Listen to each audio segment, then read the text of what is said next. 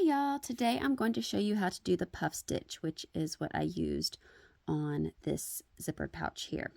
So to get started, you're going to chain basically however long. So if you're going to make one of these pouches, chain so that it goes all the way from whichever side that you want. I'm just doing a shorter piece for this. And then I just single crocheted across just to kind of get started.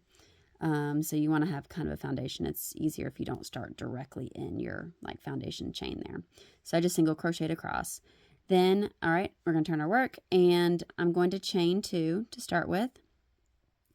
And then I'm just going to work like a little like half double crochet on this side here. Just because I don't like doing the puff stitch like right on the edge.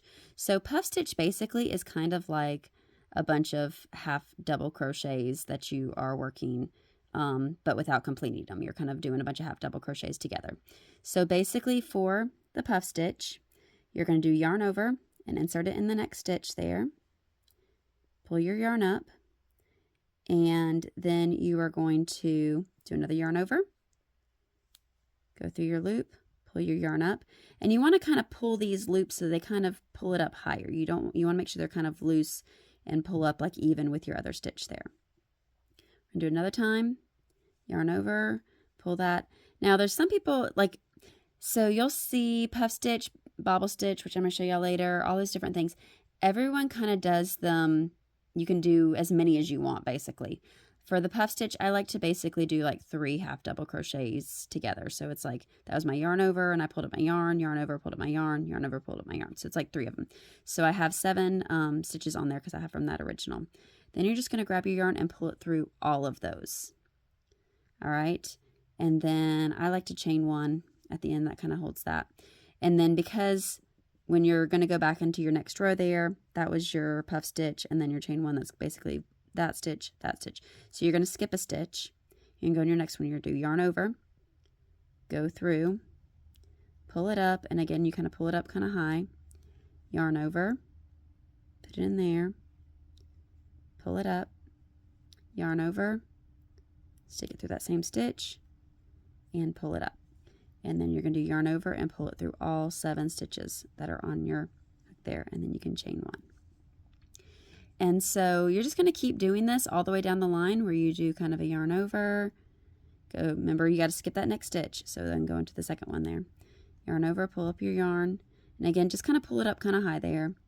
Yarn over, pull up your yarn over, pull up your yarn so that you have 7 on there, and then pull through all of them, and then I chain 1. And you're just going to keep doing this down the line, skip that next one, and keep doing a couple of puff stitches. All right. So basically like doing the half double crochets together.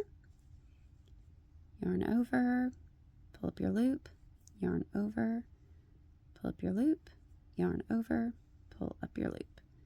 Pull through all the loops.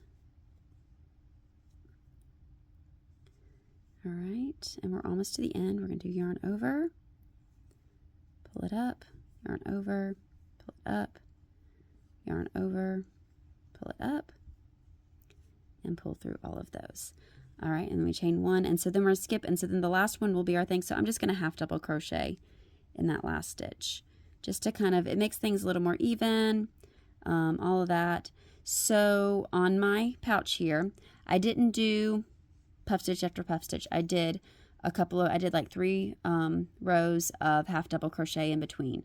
So if you go through and do that, just remember, like, you know, we had that chain 1 that we did after each one. So that counts as a stitch. If you're going to go back through and half double crochet these, your chain 1 and then your stitch from your puff stitch. Basically, those are going to be your stitches, because you want to make sure, it's important to keep the same number of stitches and you're not increasing it if you do like a chain 1 to kind of join it all together. But you want to just make sure that you do that. And so then you can just keep going down the line. And then if you want to do like I said, I did 3 rows of half double crochet, and then I just did the puff stitch. And so you can just kind of keep repeating, or if you want to do puff stitch over and over and over, you can do a bunch. So you can kind of make it your own. But yeah, so that is how to do a puff stitch.